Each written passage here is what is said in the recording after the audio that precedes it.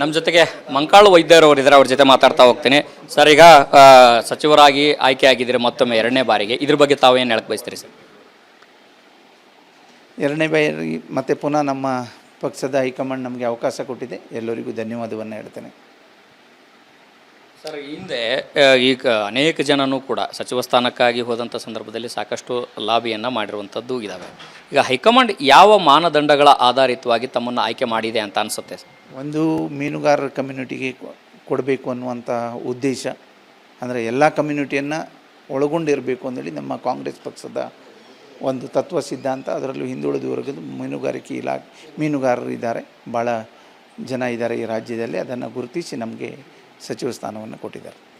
ನಿಮಗೆ ಯಾರು ಕರೆ ಮಾಡಿದ್ರು? ಹೈಕಮಾಂಡಿಂದ ಸಂದೇಶ ಬಂತಿದ್ದತ್ತಾ ಅಥವಾ ಮುಖ್ಯಮಂತ್ರಿಗಳೇ ನಿಮಗೆ ಕರೆ ಮಾಡಿದ್ರಾಗಿತ್ತು? ಮುಖ್ಯಮಂತ್ರಿಗಳು ಕರೆ ಮಾಡಿ ಹೇಳಿದ್ದಾರೆ, ನಿಂದು ಕ್ಲಿಯರ್ ಆಗಿದೆ, ರೆಡಿ ಆಗುವಂತ. ಸೊ ಈಗ ಯಾವ ಖಾತೆಯ ನಿರೀಕ್ಷೆಯಲ್ಲಿ ನೀವು ಇದ್ದೀರಿ ಸರಿ? ಹಿಂದೆ ನೀವು ಖಾತೆ ಕೊಟ್ಟಾಗ ಕೆಲಸ ಮಾಡಿದ್ರಿ, ಈಗ ಯಾವ ಖಾತೆಯ ನಿರೀಕ್ಷೆಯಲ್ಲಿ ಇದ್ದೀರಿ ಅಥವಾ ಹಿಂದಿನ ಖಾತೆಯೇ ಮುಂದುವರಿಬೇಕು ಅನ್ನೋ ಥರ ಇದ್ದೀರಾ ಹೇಗೆ? ಇಲ್ಲ, ಯಾವುದೇ ಖಾತೆ ಕೊಟ್ಟರು ನಿಭಾಯಿಸ್ತೇನೆ.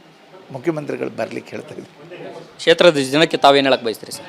ಕ್ಷೇತ್ರ ಜನಕ್ಕೆ ಅಭಿನಂದಿಸ್ತೇನೆ. ನನ್ನ ಆಯ್ಕೆ ಮಾಡಿದ್ದಾರೆ, ವಿಶೇಷವಾಗಿ ಭಾಳ ಅತಿ ಹೆಚ್ಚು ಮತ ಕೊಟ್ಟು ಆಯ್ಕೆ ಮಾಡೋದ್ರಿಂದ ಇವತ್ತೇ ಸಚಿವರಾಗಲಿಕ್ಕೆ ಅವಕಾಶ ಸಿಕ್ತು. ನನ್ನ ಕ್ಷೇತ್ರದ ಜನಕ್ಕೆ ಎಲ್ಲರಿಗೂ ಅಭಿನಂದಿಸ್ತೇನೆ. ಸರ್, ಇನ್ನೊಂದು, ಈಗ ನಿಮ್ಮ ಹೆಸರು ಬದಲಾಗಿ SS ಮಲ್ಲಿಕಾರ್ಜುನ್ ಹೆಸರು ಅವರು ತೆಗೆದುಕೊಂಡಿದ್ದಾರೆ ಅನ್ನೋಂಥ ಅಪ್ಡೇಟ್ ಏನೋ ಬರ್ತಾ ಇದೆ, ಅದ್ರ ಬಗ್ಗೆ ಮಾಹಿತಿ ಗೊತ್ತಿಲ್ಲ, ನನಗೆ ಗೊತ್ತಿಲ್ಲ.